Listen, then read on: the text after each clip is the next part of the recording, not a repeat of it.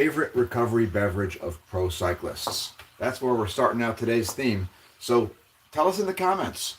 I'm in the process of recovering myself, so I'll divulge it momentarily. You have a moment to think about it.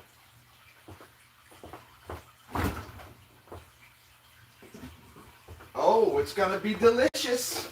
And I'm not going to tell you what it is until like 10 minutes into the live stream. But I'll tell you this. Here's a little hint. It's regularly found in a can. So there's a hint for you. The overwhelming favorite recovery beverage of pro cyclists.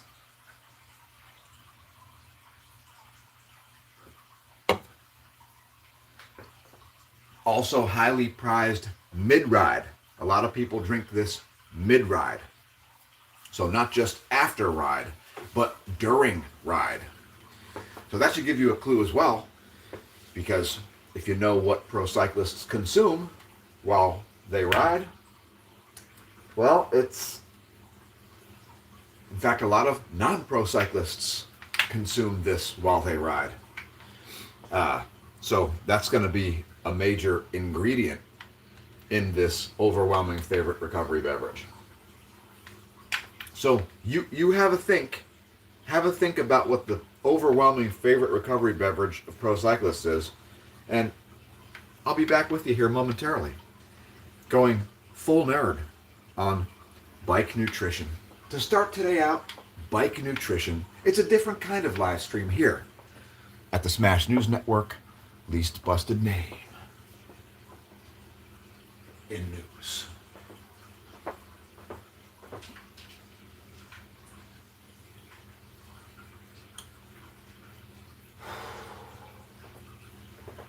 Yeah, so thanks for tuning in, YouTube crew. And it's another insanely gorgeous day today in the Lehigh Valley. I mean, it's practically too beautiful out there to believe it. Late summer Lehigh Valley is just dreamy. So if you've never seen the late summer in the Lehigh Valley, come have a visit. You won't be disappointed. It's pretty good. And I'm being straitjacketed here. Yes. Another ride completed. Another sunrise video. Check out our shorts. If you haven't seen our shorts, there is a playlist. And there's a URL, of course, for every YouTube channel. It's youtube.com/smashomash/shorts.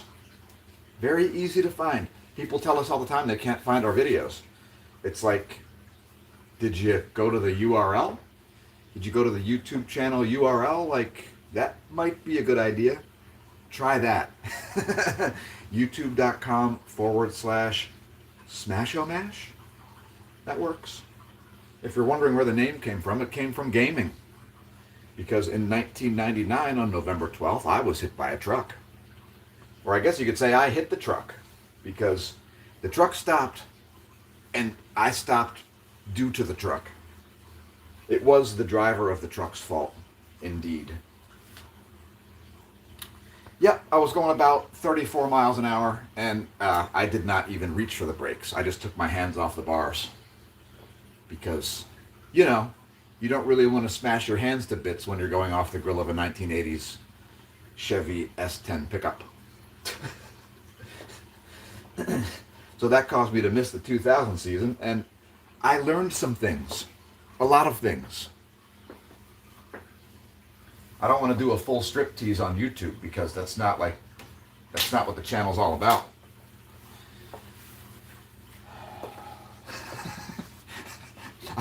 I'm not showing abs on YouTube. This is not like a fitness oriented channel. We just throw in the fitness stuff as a fringe benefit. Since most of our viewers have human bodies, most of our viewers are not demonic entities from alternate planes of existence or extraterrestrials. So since most of our viewers are humans, although some are fish, yeah, our fish watch TV and YouTube and, you know, SpongeBob and things. You know, not necessarily on TV, on a streaming service. Don't be a boomer. Don't be a boomer unless you're a boomer. Then definitely be a boomer. Just a little ageism for you there, folks. Nothing personal. Nothing personal against boomers. If you're a boomer, don't be offended. I'm not a real ageist. I just play one in real life. As we all face ageism, right? You're too young for this. You're too old for that. You don't know what the favorite recovery beverage of the overwhelming majority of pro cyclists is. Maybe we'll, oh, what do we have here?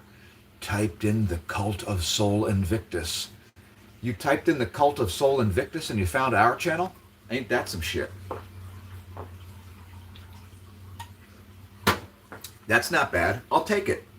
If the algorithm did that, then I'm happy with it. I can appreciate that. Barbarian, you may be interested to know that today's semi-precious beaded gemstone thing is hematite. Hematite. Hi, Ashley. Thanks for pressing a thing. If you're new to the channel, don't forget to press the subscribe thing. Otherwise, you won't see the content, and you definitely won't find out the overwhelming favorite recovery beverage and mid-ride beverage of most pro cyclists. So I'm drinking it from a can right now, but I'm not going to tell you what it is. I think I'm going to wait until the 10-minute mark, and then I'll reveal what the thing is.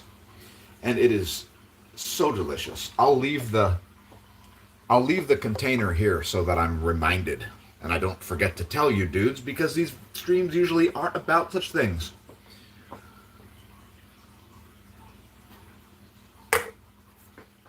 Hopefully everybody had a lovely Labor Day weekend. Shout out to our international viewers. Labor Day is a day to celebrate labor, I guess. I don't know if that's any kind of labor going into labor. Are you supposed to have a baby on Labor Day? I don't know. It's madness.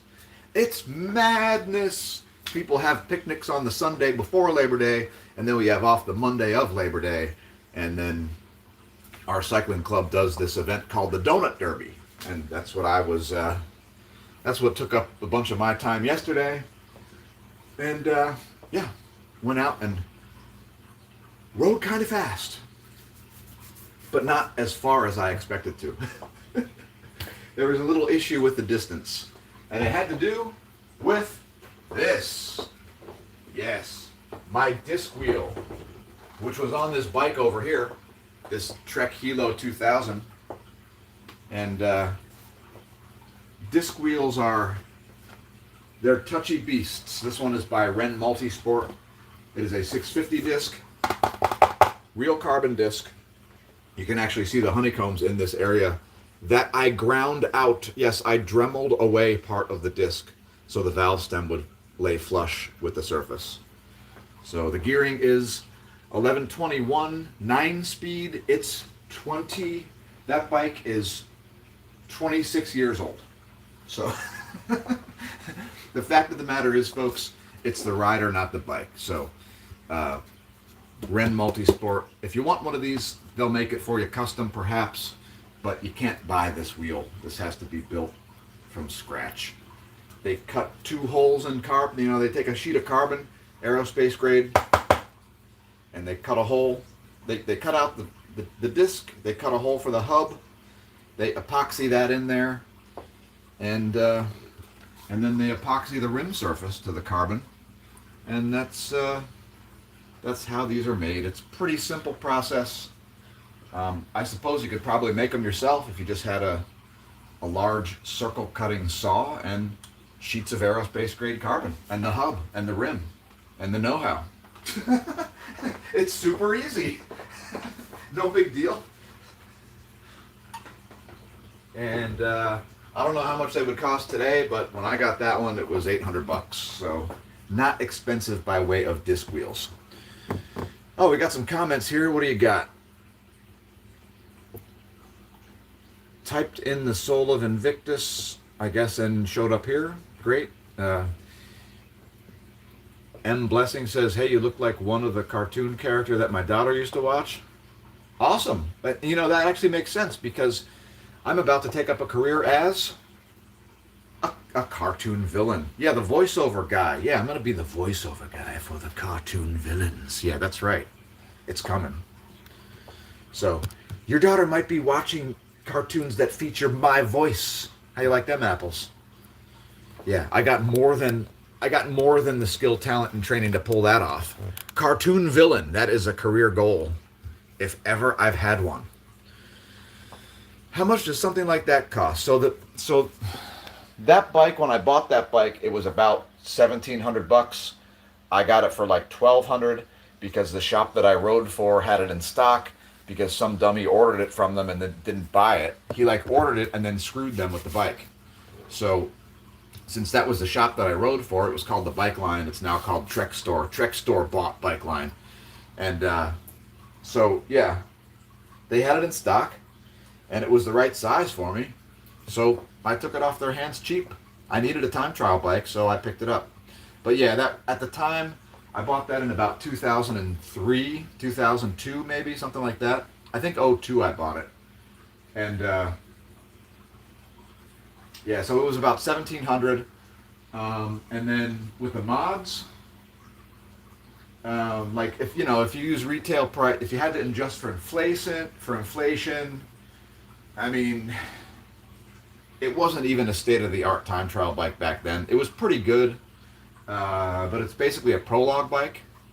It has smaller size wheels than most road bikes, so it's specifically a triathlon bike, and it has a very, very steep angle on the head tube. So this tube right here that the seat post goes into, that's called the seat tube, and that angle is like really far forward on this bike, and that's because tri bikes are designed to conserve certain muscles that are used for the run. So cyclists want to sit back. Cyclists want to sit further back as pertaining to the center of the cranks, because cyclists want to use all of our muscles to only make the bike go fast. Triathletes may want to conserve. Well, that was the thinking back then. I don't think that's done anymore. But there are different rules for if you decide to race the bike at a high level.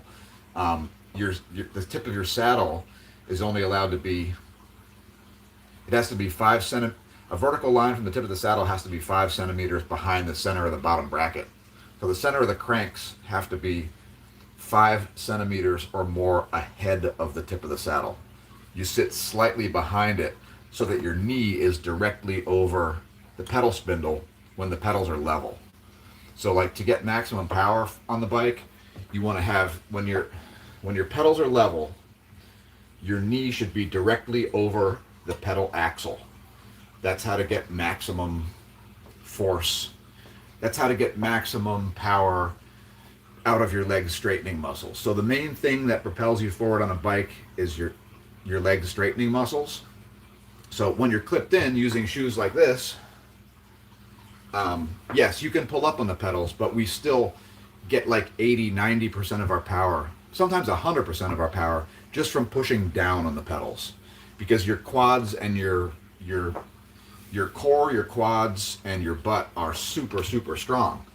So your leg straightening muscles are what you use for like running and skating and stuff like that. So while we can pull up on the pedals, we don't do that much. That's usually only done like during starts and hard sprints and like for emergency usage when you need a little bit of reserve power. So yeah, that's kind of how the geometry works. Bike racers sit farther back with respect to the crankset than triathletes do, because there are no rules for the bike geometry in triathlon, I think. But the rules are real strict in cycling. Like you can't have you can't be in what we call an extreme position. Like you can't be like a foot in front of the front wheel, like all stretched out in Superman position. Like there are rules about that, especially at higher levels. So yeah, that's a little bit about bike fit and the rules. You know, the rules are really complicated in cycling. There are a lot of things you can't do. So, you know, that a lot of bikes, they'll have stickers on them that say UCI legal. that helps. You know, you buy a name brand bike that's UCI legal, you know it's going to be legal to race the bike anywhere. Because there are lots of illegal bikes out there that you cannot race. Or you have to race special events with them, but not regular sanctioned events. You know, and when we say a bike race, actual bike racers, what we mean is a race that is sanctioned by either USA Cycling or UCI, the Union Cyclists Internationale. And that's pretty much it. Everything, if you don't need a license and you don't pay an entry fee and pin a number and decide on a field and a start time and a finish line and a distance and that stuff, you didn't do a bike race, okay? If you do Strava, if you do like weekend events that are like, I don't know, so I guess there actually are real races that are fondos nowadays, but there are all kinds of events out there that they look just like races. People ride as hard as they can, and it's got a lot of aspects of a bike race. But if you don't need a license, pin a number, pay an entry fee, agree on a finish, have fields, you know, agree on what the competition is, it's definitely not a race. So one of the funnier things about the sport is that the people that don't race, a lot of them seem to think that racers ride hard all the time. And the best way to summarize this is the following. Those of us who are capable of great violence are also capable of incredible grace and tranquility and calm. Because in order to become capable of great violence, we have to be able to be very calm and recover, right? Because you have to like do a hard thing and then recover from it and get stronger, and do another hard thing and then recover from it and get stronger. So, you know, those of us who are capable of great violence are also capable of great calm and relaxation. Because if we weren't, how the hell would we get to the point where we're capable of great violence, right? That's just the way it works. So anyway, all right, I've waited too long. I'll explain the favorite recovery drink of the vast majority of cyclists, which is Coca-Cola. Now this is cherry Coke in a small 8-ounce can, 7.5-ounce can actually. They've shrinkflated a half ounce away from the 8-ounce Coke. Great. But this is delicious. It has the right mix of acid and sugar and like caramel. So it's got some substance to it, but it's not like a solid food. And that is because when we ride really hard, we only want to consume sugar. So I know like the YouTube police are going to pop up and be like, sugar's bad for you, blah, blah, blah. It's bad if you're sedentary, okay? If you sit around and you don't use the sugar and you have a bloodstream just chock full of sugar that you don't need, yeah, that's not good for you. It's a massive inflammatory thing, and there are all kinds of reasons to not want to have excess sugar in your bloodstream. But when you're like out there riding along at 30 miles an hour for 2 hours, like you have to consume sugar or you can't sustain those levels of activity. So, I mean, this is part of the reason why things like the Tour de France have become faster than ever before, just in the past few years. Nutrition is part of it. And so, you know, we keep getting more advances with nutrition, and that's one of the reasons why people are able to go so fast for so far and attack from so far out. I mean, you know, what the current world champion did last year, he solo attacked with 100 kilometers to go at the world championships and won the race on a solo breakaway. Like, that's not sustainable unless you're using sugar as fuel. So, I mean, I don't know why she's saying PFAS. Like, you think there's PFAS in the Coke? I don't think there's PFAS in a can of Coke, Barb. I think you might want to do more research about that. But hit us up on Discord, Barb. Like, install Discord and post over there, because we can't have a coherent conversation in YouTube comments. Like, you need other communication mediums besides YouTube. YouTube is so broken. Like, that's Google junkware personified. YouTube. It barely functions. Look at this bike. I got this new orange bar tape. Does that look bonkers or what? It's my Cannondale Super 6 Evo 2017 model, and it is proper weaponry. Proper weaponry. That's not my heart rate, by the way. My tail light does not display my actual heart rate. That would be weird. It would be cool, though. You know, if you're doing a team time trial, that'd be useful. You could see your teammates' heart rates if they're in front of you. That's be a useful thing. What if anybody ever does that? Don't just show me my stats, show me my teammates' stats. So what's everybody doing today? It's following a holiday weekend here in the U.S. What are y'all up to? I've got some interesting things to do, which will remain classified. I'll be doing things today that are classified and discussed on YouTube, never. But let's talk news briefly. We'll talk just random news stuff and current events. You ever hear of Golden Cat Productions? That's my record label. There's a bunch of tracks on Spotify, on YouTube, on iTunes, all over the doggone internet. And yeah.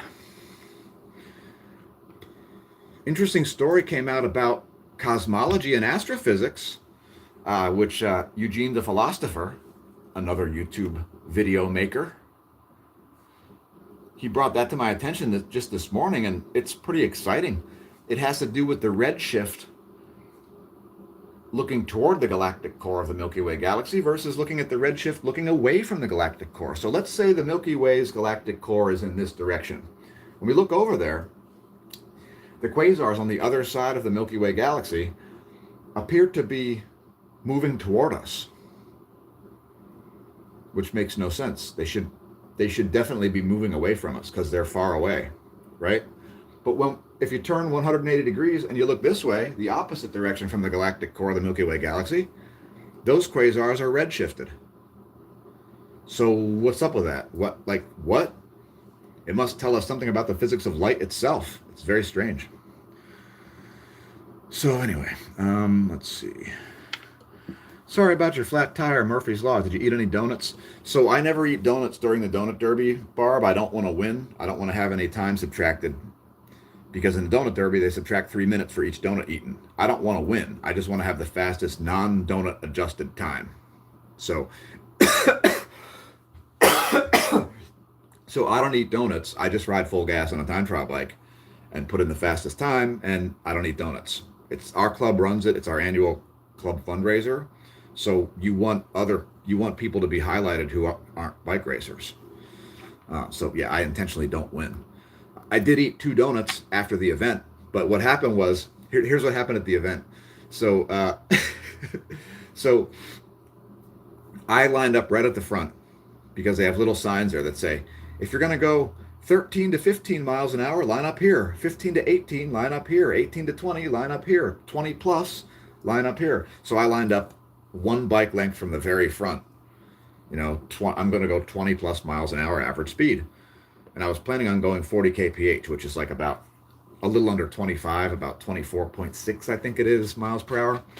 And that was my bid. I was telling people, I'm like, I'm going to go 40 kph, 40 kilometers per hour average speed for 36 miles. That was the plan. And I mean, I think I would have been about 24. I would have been a little under that, but it would have been close to 40 kph for 36 miles. So what happened was at the beginning, I kind of stepped on the gas early because I had the most aero kit of anybody. I had a time trial bike and a skin suit that saves like 100 watts and shoe covers that save like 45 to 65 watts at speed. So, you know, I got at the front. I was like, hey, everybody, I'm going to step on the gas. Look at how I'm dressed. I had a full time trial kit, time trial helmet, time trial bike, the whole deal. Basically everything that I could possibly do besides having a better bike. And so, yeah, I stepped on the gas right away, and many other racers were there. And we went pretty fast for that first 12 miles to the first donut stop. But then at the donut stop, I rolled right up to the official and said, the volunteer who was initialing your bib to verify that you were there at the donut stop. I went right up to him and I'm like, initial. I'm eating 0 donuts. Come on, send me out. Like I gotta go. Time is ticking. So he initialed my thing, and I went off at the same speed again. When I got to the first corner, there was nobody there. I said, "Hey, nice pull, guys." There were some guys waiting for their teammates or something, and I didn't wait for anybody. I'm on a time trial bike. I just went up the road, and when I got about a mile and a half up the road, I looked back and there was nobody there. So I was out of sight, out of mind. It was mission accomplished. You know what I mean? I was about to go very, very fast and very smooth for a very long distance. But when I got to roller number 2 after Topton, I started descending, and I could feel that the rear tire was completely flat. Not just flat, but like I was like rim riding on a carbon disc wheel on a pretty rough road. So I was like, I'm done. I pulled over. I don't even think I had it wasn't one of those tires that you want to just try to pump it up and ride more, because if it's totally flat, you're going to have to change out the tube. It would have taken forever. My average speed would have been crushed. So I pulled over, I took off some of my gear, and I just sat there on the side of the road, and I hitchhiked. I was giving thumbs up to all the riders who were going past. And I got a bunch of videos. If you check our shorts, you can see a bunch of videos. I was sticking out my thigh and like pulling up my shorts. Nobody picked me up though. Nobody showed up with a bike with a trailer on it or anything. So I called the neighbor, and the neighbor picked me up, and then she drove me back home. And then I changed out the rear wheel because I have a spare wheel for that bike, which is on there now. And then I took off the skin suit and I put on a regular team kit like this, Velo Shop kit. That's my race team. And then I headed back over to the after party. So I did not finish. But I did do the first bit very much at the front, very much dictating the pace. When it would slow down, I would keep the pace going. And so, yeah, it was great. And it was awesome to see Chris from Edge Cycling. He's one of my favorite locals. And seeing all my pals from all summer. It's a delight. So the annual fundraiser was a rollicking success, as it usually is. I think we got 325 plus riders in a 350 field limit field. So it's pretty good. 325 riders, that's quite a bit of dough generated. And I even bought a club t-shirt, which from last year's Donut Derby, they had one for sale. So I got Smash Staff a Donut Derby 2024 shirt, which she seems to like. So yeah, it was great. What can you say? I drank some vodka and a beer before I headed back over because I was a little bit pissed that flat happened. But once the bike was stopped, I was like, I feel relieved. I don't got to do 24 miles at full gas by myself. So while I was looking forward to that, it was disappointing that I wasn't able to put up the full numbers and really put in the fastest non-donut adjusted time. I knew that I had the chops to do it, so it would have been like clockwork. My heart rate was just 150 to 165 the whole way. Like it was chill. I would have been riding at not even max and still been. I suspect I would have had 10 to 20 minutes of a gap. So, oh well, it happens. The ride is all on my local roads, so it's pretty close to it's close to roads that I ride regularly. So I'm very familiar with the roads, and especially in the final 10 miles, practically every nuance of those roads I know very well. So I would have just kept going faster and faster and faster and faster. But these things happen. That's the nature of the beast, right? In the realm of sports, you invite chaos. So sometimes chaos is your friend, and sometimes it's your foe. That's just the way it works. I've had a lot more disappointing flat tires than that, and it was actually kind of cool because I got to stand there on the side of the road and cheer everybody on. The guys I was just riding with, they were about 5 minutes back. They stopped to eat donuts. And I don't eat donut. Like, I love Krispy Kreme glazed donuts, which Krispy Kreme sponsors the event. I love those things, but not while I'm riding hard. They turn to glass in my stomach. What the heck? Oh my gosh. Nice.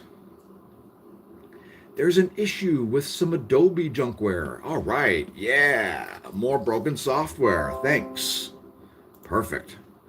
I'll send a DM to somebody over this because it's somebody's job. Smash staff. Sup with that. All right. Smash staff. So I'm going to step away here for a minute because I've got to hit the bathroom. So just bear with me here. I'm going to step away and I'll be right back. And I'll talk about news cycle nonsense. I'll talk about space weather, which Tamitha said there was some on the way. We definitely shared one of her videos, by the way, in our community posts. So you can find those at youtube.com/smashomash/community. All right, smash staff.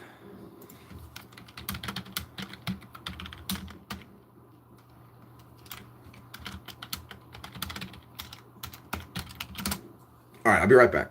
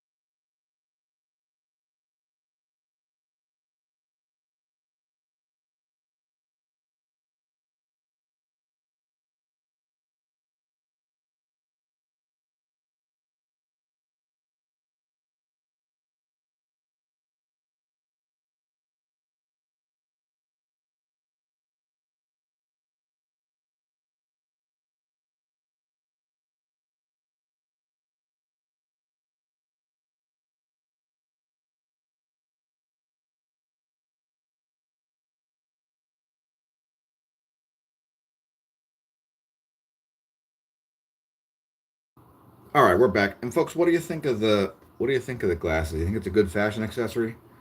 Should I stick with the glasses as a fashion accessory? It's they look like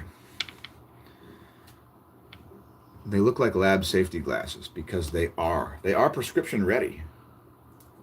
So I could always get prescriptions put in those if I wanted. I am slightly nearsighted, fun fact. Not to the point where I really need corrective lenses. Yeah, thanks for leaving comments, everybody who has. How much sodium benzoate is safe to consume? Uh, Cherry Coke has sodium benzoate? Does it? Maybe. I'm not suggesting it doesn't. I just don't know because I'm not that worried about it. I know everybody has certain chemicals that we like and don't like, right?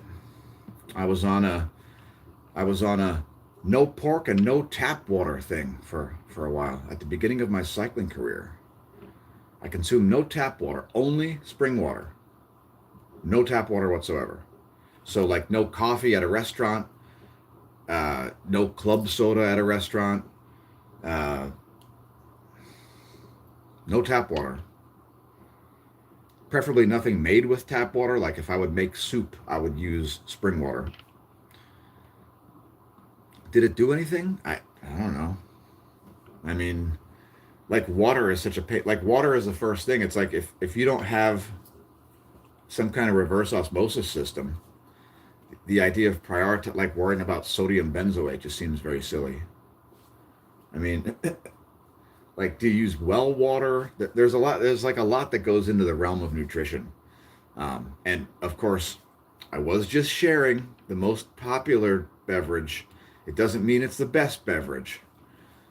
You know, just because a guy that does a Tour de France does a thing doesn't mean you should do it. It's definitely not advisable, probably. But some of the things that they do are very wise to do. In fact, most of them. So just providing info. Kept the unnecessary amounts of fluoride out of your body. Okay, that's it. That's a great sentence, Barb.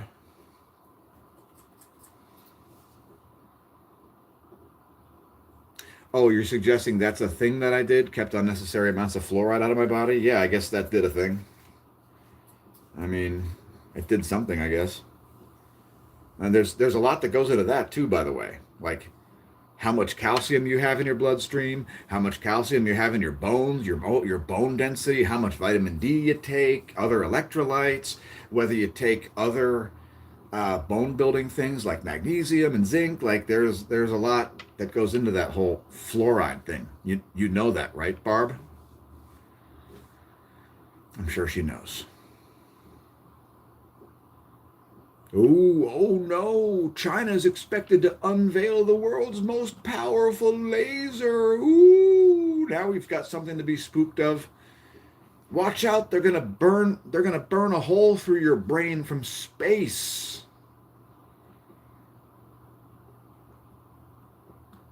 They're gonna burn down a whole neighborhood from space. Also, a new hypersonic Eagle missiles.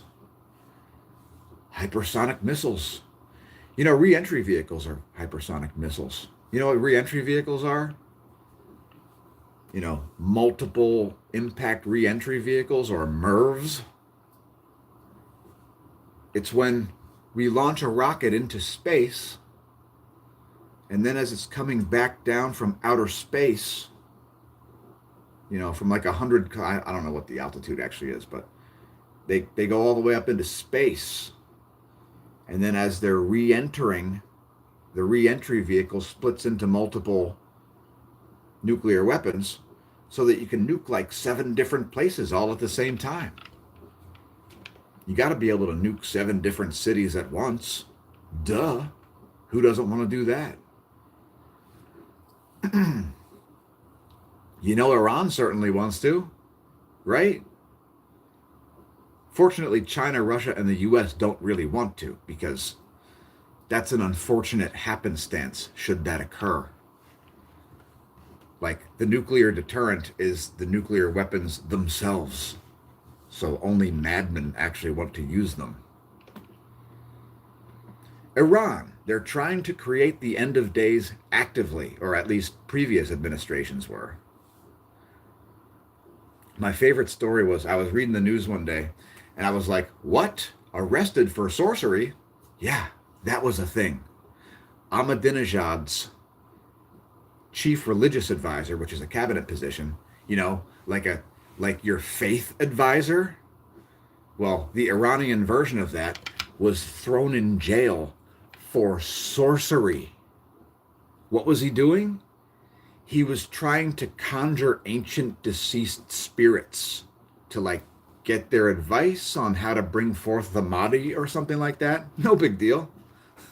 That's all. He was just like, you know, like trying to like, he was like trying to like summon spirits of the dead or something, like using a crystal ball or some stuff like that. Like he was seriously doing stuff like that. And he got arrested for sorcery because it's Iran. Like that doesn't really fall into the religious practices of the official state-sanctioned religion of the administration of the country's government. Like sorcery, it's the ISS is about 250 miles. Is it that high? That sounds. Are you sure? I thought it was like 200, but I believe you. 250 miles. That's cool. I don't think about this stuff much, but people really don't understand how far away these things are. Like the GOES satellites. I like talking about the GOES satellites. They're at like 23,000 miles. Because to have a geosynchronous orbit, you have to have a massive, massive, nearly circular orbit. Because that's pretty slow moving, right? Over 20,000 miles of altitude. And your GPS satellites are at like 12,500 miles of altitude, I think. I could be wrong with those, but it's still tens of thousands of miles away. Like, you know how far away that is? That's insanely far away. Like, if you stretch that out onto the planet to think about how far away that is, that's freaking far. Like, that would be like across North America and the Pacific Ocean and part of Asia or something. And that's the thing that people don't understand when they look at weather maps and stuff. They're looking at a map of the whole U.S. and they're seeing like a storm front that's 800 miles long and 70 miles wide. And they're saying, chemtrail. Like, yeah, I've seen lots of planes lay down a 70-mile wide contrail. You? Happens every day. 70-mile wide contrails? Pfft. I'm right on a glide path for the local airport, so don't tell me.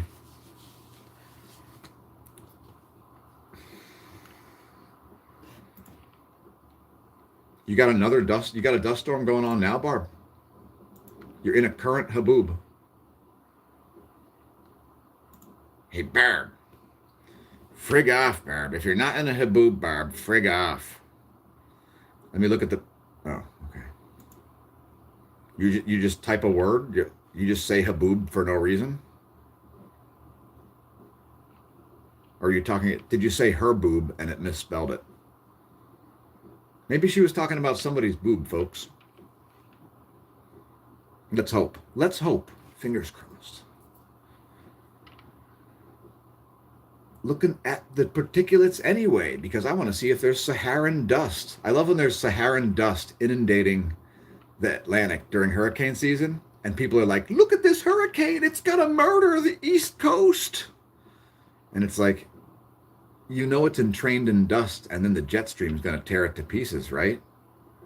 Like, you don't understand why the forecast says that, do you? Like, I love talking weather with people. It's so fun because people do not understand weather. I mean, it is... I can see why meteorology is a thing. It's not a thing for me because it's far, far, far too easy to forecast weather. I mean, it's over even like a 3-day period. It's very easy to forecast weather very accurately. Shockingly accurately. Man, I made this video the other day and I put an audio track, like I had a license for it or something, and I put some audio, some weird like artsy piano composition. It's called like Dark Hallway or something. And for some reason it never got in the video. I don't know what's up with it. Yeah, so I looked at the dust, Dennis, and it's not worth showing because it's it's not very dusty. The dust is disappointing right now. So I'm going to move this a little closer to me so I can be a little bit, so I can show the screen better maybe. That might be nice. So here's our U.S. radar, just from radar.weather.gov. And that's fine. I mean, hold on, I'll zoom out. So any West Coast nabs that get up at 4 a.m. can see. There we go. Is that good? I don't know. Like, YouTube encourages us to make these live streams in this format. So even though I have a great screen sharing setup and everything's all hooked up in everything's all set up perfectly in OBS to make these videos, for whatever reason, YouTube like does not recommend, or maybe nobody clicks on them because they're in landscape mode. Can anybody comment? I don't understand it. It's ridiculous. Anyway, so what else is going on? Hey, my neck isn't so shattered. It's coming back. It's coming back. And it's very interesting because did you know you can strengthen the front of your neck with your tongue? Like your tongue is like responsible for stabilizing the front of your neck. So if the back of your, no, I don't need to try anything. I have red light therapy. But if your back of your neck is super strong, right? The back of your neck is constantly pulling on, you know what I mean? You have a lot of muscle tension there if the back of your neck is super strong. And me from riding in an aero position on the bike all the time, I'm like this for hours and hours sometimes. So like the back of my neck is super strong. The front of my neck is not as strong. So I've actually been strengthening it on purpose. You can like suck your tongue into the roof of your mouth. And it like strengthens the front of your neck. I mean, it's pretty important, really, especially if you ride bike because, you know, your head gets bounced around and sometimes you hit a pothole and you're not expecting it and you're like, whoa, oh my gosh. Try running on your hands? I am not doing that. I definitely cannot do that. Well, maybe I can. I should try. You're right. Good idea, part-time friends. Thank you for that advice. Maybe running on your hands. Damn. That might be a 2-month goal. So maybe you're into things like CrossFit or something like that, right? Let me tell you how CrossFit I am. I can go fast as shit on the bike. I'll smoke anybody you know on the bike. But as far as like upper body strength goes, I can do 0 pull-ups. So that's one of my goals. One of my goals is to be able to do a pull-up by the end of the month of September. So I should declare that. Maybe that should be the title of the video. Check out my fitness goals, bros. I'm going to be doing CrossFit at any moment. I'll be able to do 1 pull-up by October 1st. And guess what? I don't care. Because when I was a kid, I used to be able to do pull-ups. I'll be able to do pull-ups again. I just messed up my neck by trying to do a pull-up. So it'll be fine. I don't have to run on my hands. It's almost rehab now. It's been about 6 weeks since this happened. And I have red lights. So I bought a red light thing that I can like strap to the back of my neck. And it's, folks, listen. If you have anything resembling an injury, any kind of like place where a thing hurts, get some red lights. You don't got to buy them from our Amazon shop depicted in the description below this video. You don't have to do that. Buy whatever ones, because the red lights, they speed up your ATP synthase engine. So I don't know if you understand what that means, but your ATP synthase engine is the basis for all energy use in all of your cells and in all of life.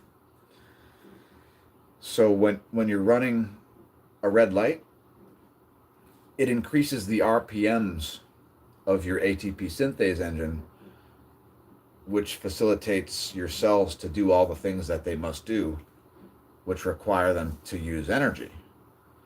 So if you have like a sore, let's say you have a sore wrist from too much mouse usage, you could get like a little red light thing that's like a wristband, and it will 100% rehab your wrist.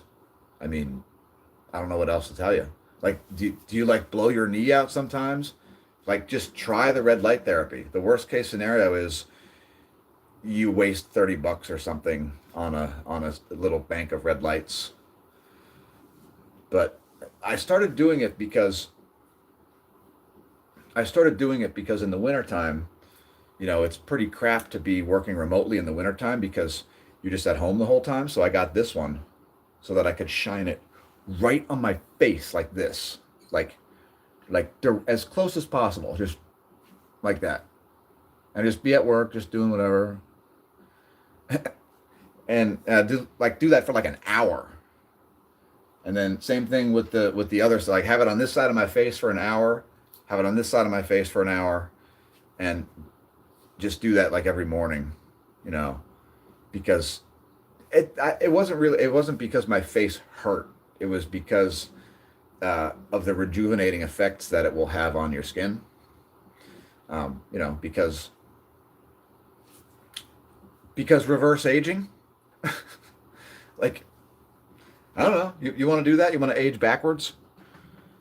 Once I reached the age of 17, I realized that I was old.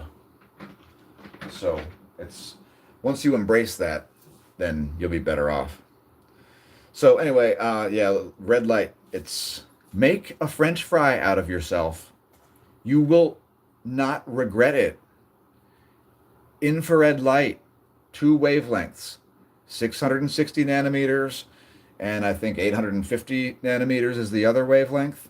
That's why only some of these look like they're illuminated. You see the way these look dark and these look bright?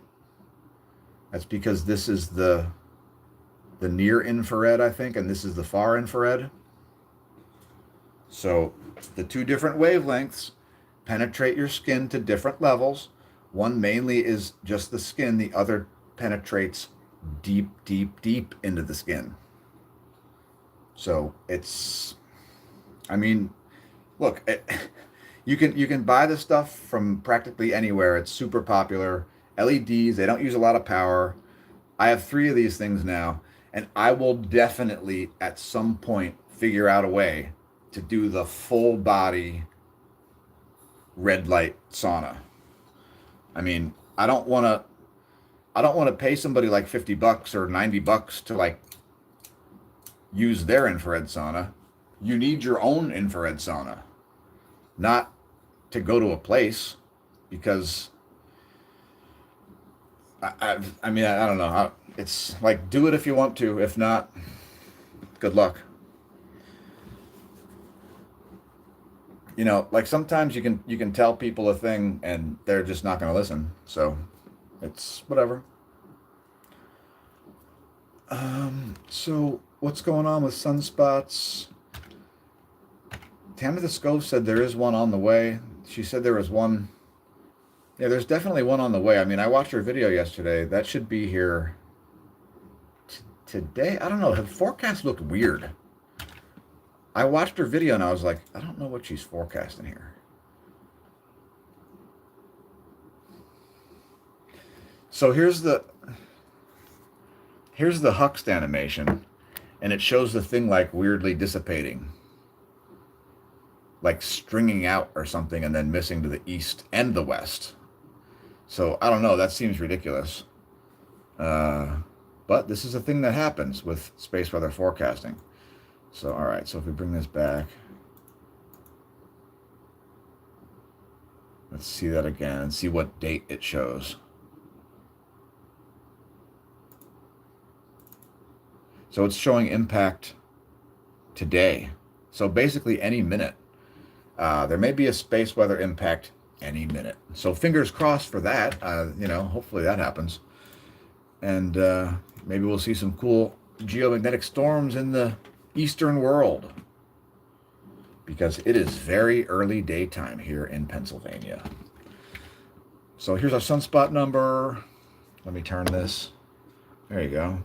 Sunspot number's 160 or something. No, 180 sunspots. 180 sunspots. Not bad. Radio flux about 205, 202, 202 solar flux units would be the 10.7 centimeter radio flux. Solar wind, do we have any impacts showing up lately? Here's one. That's a change in, nope. Wait. Nope, that's not a change. That is an impact there. So that's Some high-speed solar wind there at 620 kilometers a second, 9 protons per cubic centimeter density. Here's a little gyration in the density where it goes all the way up to 24 protons per cubic centimeter. And then we see a dipping in the plasma temperature here. So that looks like it's dissipating. A different plasma temperature regime arrives here. As you can see there, the green line there, that is the plasma temperature. So we do see a rising BZ now, it looks like, but also a rising field. So this could be the next impact. This is pretty close to being on time there for Huck's forecast that we just showed. So if it shows up at 1200 and it's forecasted to show up at 1400, that's pretty good. But at the moment here, we have a steady density and a steady speed still elevated at about 570 kilometers per second. As far as things like X-rays go, let me press refresh. We just got a C-class background flux there. No flaring of note. So yeah, those sunspots were a little bit disappointing. Let's see what we have here as far as active regions. I'm just going to show the 94 angstroms wavelength real quick and then close this stream out because I gotta do a thing at a place. I gotta do a thing at a place, and I think I'm gonna dress like a nerd. Yes, like a nerd. I'm a super nerd. You may not know that, but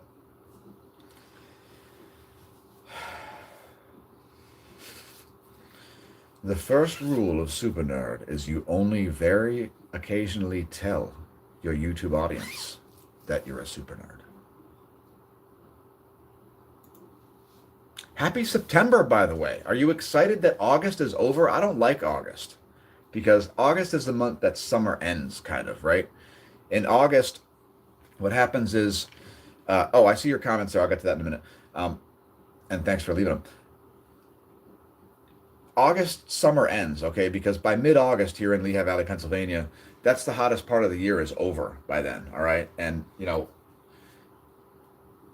you're very unlikely to get a 100-degree day after August 17th, probably, or something like that. And I like 100-degree days. I go out and ride the bike on 100-degree days. It's great for my heat acclimation. So, and where was I going with this? Yeah, I don't like August because in August it gets cold out. You know, it gets to the point where it's cold enough that I got to put more clothing on. I don't want to put more clothing on. I want to take more clothing off. That's always the goal. like, yeah, I like riding on the coldest days, but part of the fun of that is that you get massive oxygen intake and stuff. It's not necessarily fun having to put on so much clothing that you can like barely move around. That's not the best. Huge V on the face. I got a V on the face?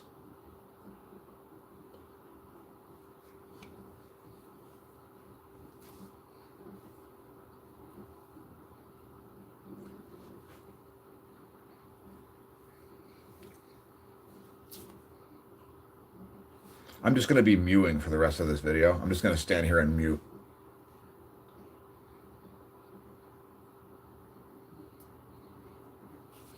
Look like an asshole doing that. OU812. Oh my gosh, is that a Van Halen reference? Is that you, Forrest?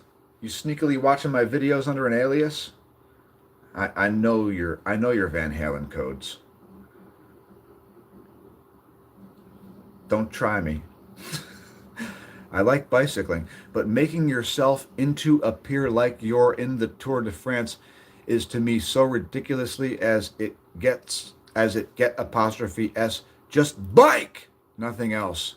No need for advertising, aka a poster column. No, I wear this stuff so that other riders, organizers, officials, etc. can recognize me. That's why we wear stuff like we wear it. I definitely am not claiming to be in the Tour de France, an invitational race that is only for invited teams. So the Tour de France has nothing to do with anything, and you have no clue what you're talking about. When I ride on local roads with local riders, they can recognize me from like a half mile away because I have a reputation to maintain as a local pro cyclist. So that's why I am recognizable, and I always wear either this or that, and that's it. Sometimes in a race, I'll have a skin suit that has no logos on it at all. But I'm paid to ride bikes, dude. Like, that's why I wear certain stuff. We're living billboards. So there's a reason why we have the stuff that we have. It's because we're paid to do it. That's what pro cyclists do. You noob. You 812. Your foot. What happened to my crown? Barb, that's based on how many comments you leave or something. Bike naked. Definitely not. That's a terrible, terrible idea. If you want to, more power to you. Have at it. It involves riding a bike, so I won't discourage it, but I won't do it either. Okay? Yeah, I'll do bicycle a lot, but not as a poster column. You definitely shouldn't advertise cycling because you're what are you, some kind of gatekeeper? Like, you don't tell me what to do on the bike. I started racing in 97, pro mountain bike 99, road debut 2001, time trial specialist, track debut 2002. Like, I'll smoke you, dude. Like, what are you talking about? Shut up. A poster column? How about learn English, then give advice? Yeah, if you're in a competition race. Yeah, I'm regularly in competition races. What's your point? I'm a time trial specialist. I make a bike go very, very, very, very fast over very specific distances and courses in ways that I operate on the vehicle scale. You operate on the YouTube comment scale. Do you see the difference? I don't think you do. There is a hierarchy in all things. And the hierarchy in cycling is all too real. If we're on a group ride and Tadej Pogačar's there, I'm going to defer to him. I'm going to be like, I'll do what he does if I can. And there's a reason for that. Things are done a certain way traditionally, not because we're fascists. Things are done in a traditional way because there's typically one way to do shit. So if you don't think that's the way to do shit, then don't do it that way. But good luck. Good luck.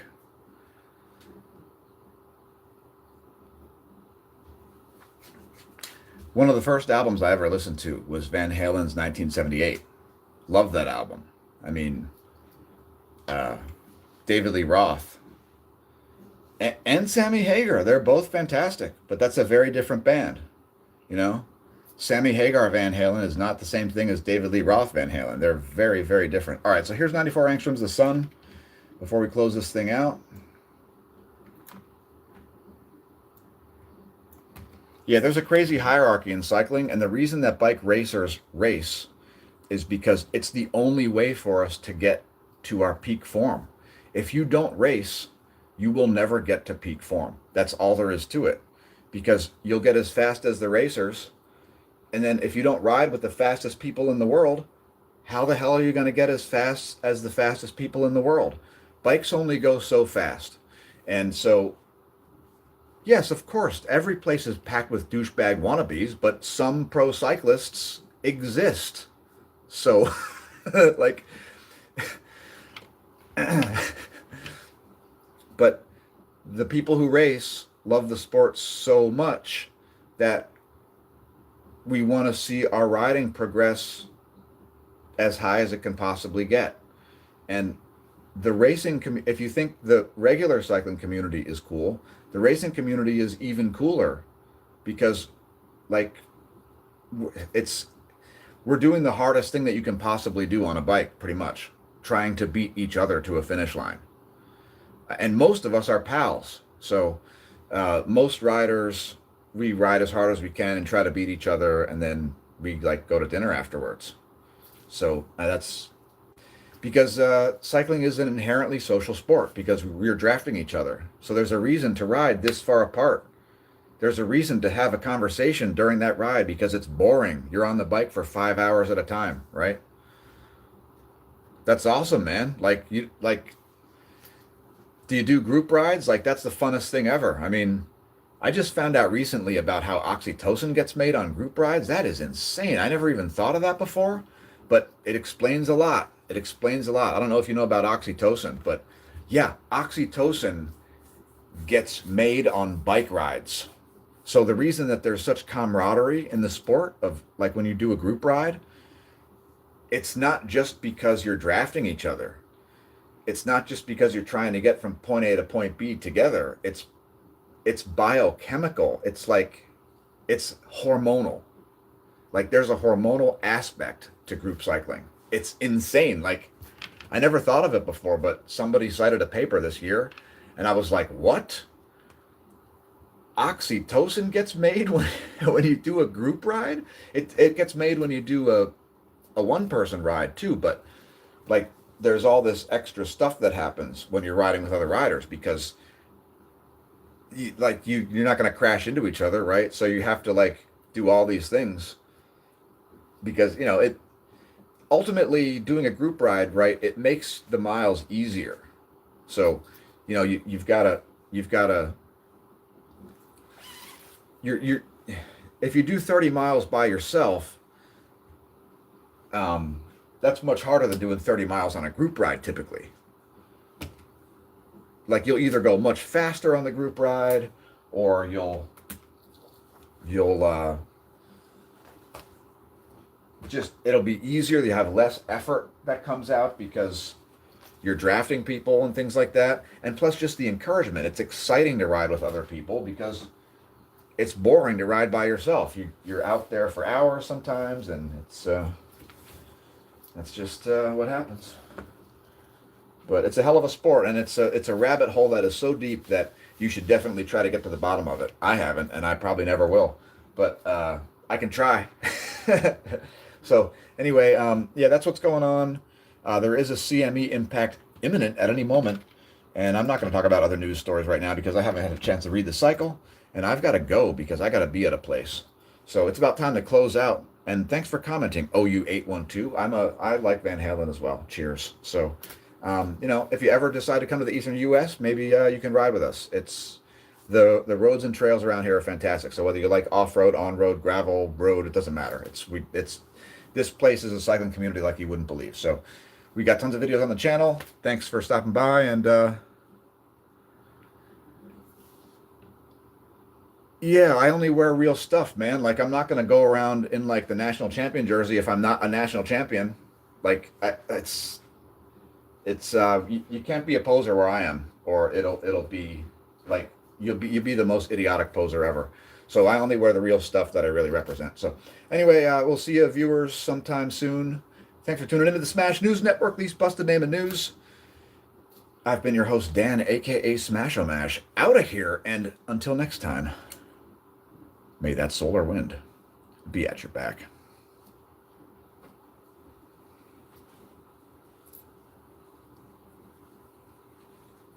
Yeah, thrash those roads. I'm just going to let the stream run here for a minute. Uh, yeah, thrash those roads. I want to see an image of a road that's burned up by a rear tire, man. Rip it.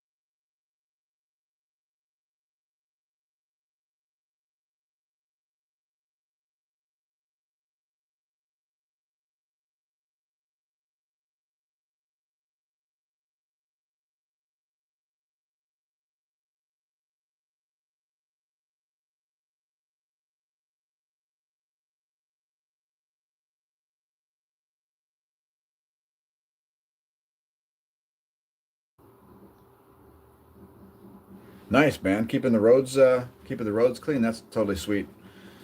Yeah, I should actually do some maintenance on the local road myself. There's all kinds of debris.